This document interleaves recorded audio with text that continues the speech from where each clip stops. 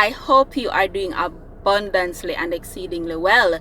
It's the start of a new month. It's the start of a brand new week, and I am wishing you from the bottom of my heart that everything that you desire that is good, right, be manifested, right? So whatever it is that you desire for this month, all the plans, all the targets that you have set, all the goals that you have set, it's with love and good energy that I wish you success.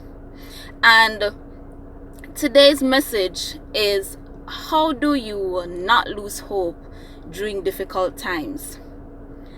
You see, life is set up in such a way that challenges must come.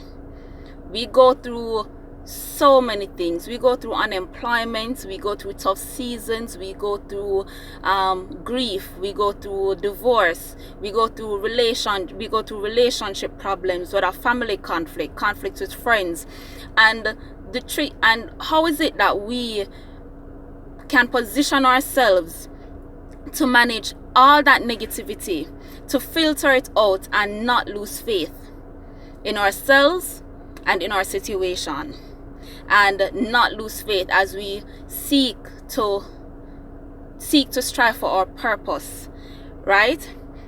So I have 4 things that I want to share with you, how to not lose hope during difficult times, right? Whatever the case may be, so that you can, so that way you don't have to enter into a vicious cycle of negativity, right, and become dragged into that cycle, and you stay stuck in that failure, you stay stuck in that challenge. And it's 4 things: have faith, remembering your why, helping others, not in that particular order, and being around supportive people. I want to talk about how we have faith, right, because it really is in line with how we don't lose hope during difficult times. I remember when I was doing my first degree in management, and I was 1 course away. I'll never forget the course, corporate finance. The course did hard, right? And I did the course and I failed it. 1 course, to separating me from the paper. And the course was so hard, and not just that, I was looking at other jobs as well that would require me having a degree, right? And it would have seemed so daunting. I had applied to a position anyways by faith, because by the time I had reset the exam, the position was advertised, and by faith I said, boy, I'm have to pass a course here because I need this paper, and I wanted more for myself, right? So I was focused on just trying to keep my faith. But I remember when I got the result, that with a big fat F for the course, indicating that I had not passed, how I felt. And because I am not a figures person, right, me no like maths, right, so it was even more difficult for me. And I was thinking, and when I had studied, I went to all the classes and I still failed the exam. I went to all the classes, I did my coursework, I did what I was supposed to do, right? And ironically enough, I ended up passing that exam when I had to self-study. Funny, but I say that to say, do not stay stuck in that feeling. Sometimes we are just 1 course away from achieving what we want. Sometimes we are just 1 step away from completing the climb that we're on, right? And the key thing is to remember why you started in the first place. And that's the second point in terms of following up on having faith. Remember why you started in the first place. Remember your goal. Remember the end game as to what you want to achieve. Because I'm going to tell you something. There's something in you that other people see, the goodness in you, and we need you to recognize it as well. Because somebody is out there waiting to be blessed by you, if you just stay focused on remembering your why and not giving up, right? That's how you don't lose hope. All right, I'm using some notes today.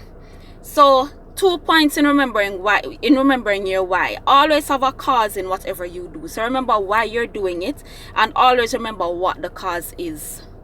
Remember the effect of what you're doing and the impact that it has on others, right? So as long as it is not for selfish reasons, not for selfish gain, there is every reason for you not to lose hope during difficult times. In the good book, there's a story of Moses and the parting of the Red Sea. A lot of us, what we don't recall in that story is how the Israelites, when they came upon the Red Sea, turned to Moses and said to him, I bet I did left we in Egypt, make we dead, right? And because just like that, they saw the Red Sea separating, that was between them, that separated, that indicated some sort of barrier. And they preferred at that moment to go back into slavery rather than push through and be persistent in terms of gaining their freedom. So some of you have your own Red Seas that you're trying to cross, right? And all it takes is just a matter of you believing in yourself, remembering why you started in the first place, and stretching for the rod of your talent, your attitude, and your skills, and parting the Red Sea and walking through that dry land that you need to achieve your success. The other point that I want to make is support yourself, surround yourself with positive people. And listen, I cannot emphasize that enough. Surround yourself with positive people. I heard a story of a young man yesterday who, when he went through a breakup, his friends took him clubbing, right? And he ended up taking a designer drug. You know, them say, boy, come, you're not dealing with no woman stress, not mad over nobody, right? And they went clubbing, and he ended up taking a designer drug, and that forever changed his life. He is not the same today. And that is the importance of surrounding yourself with the right people. The right people will help you to stay the course of your purpose.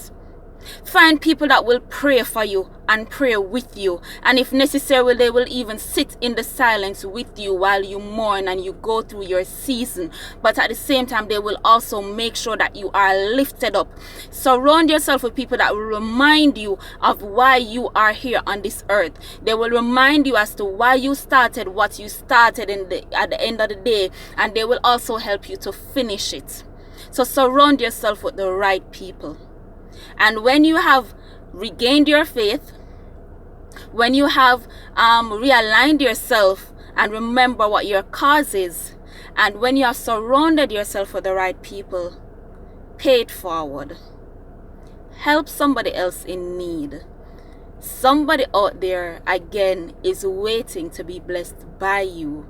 And it's just for you to remember all of these things and to keep your hope and your faith during a very difficult time. I love you. Be blessed.